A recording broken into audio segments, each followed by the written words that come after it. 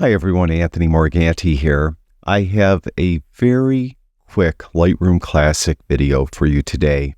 I want to talk about something that is relatively unknown, and to tell you the truth, I'm not sure how many of you would actually use it, but I've never done a video on it before, so here goes. It has to do with the tone curve.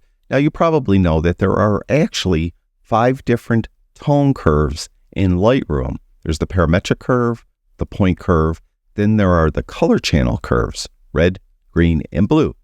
What I'm going to demonstrate falls under the point curve, and this would apply to those of you that often apply a relatively complicated point curve. For example, on this image, I want to make it look like an old film image. So I'll put a point in the middle, I'll go over here to the shadows and I'll push that up.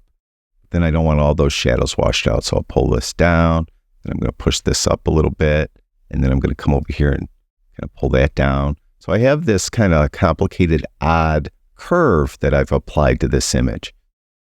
I like this look, and I want to reuse this curve, but I don't want to redraw it every single time. Well, from right within the tone curve tool, you could actually save a tone curve preset. To do that, you go to this drop down, click on it, and click Save. And let's give it a name. I'm going to give it a name, Washed Out Film. All right, and then we'll click Save. Now you'll see we have that preset there. So I'll reset this. I'll just right click on the curve itself, and I'll reset that channel.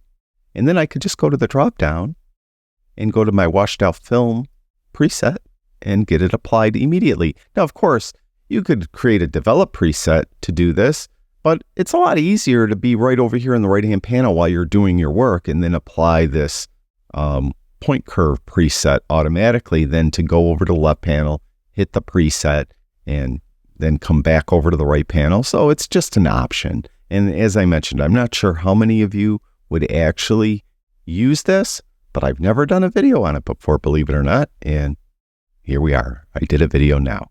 Thank you for watching my videos. I really do appreciate it. I'll talk to you guys soon.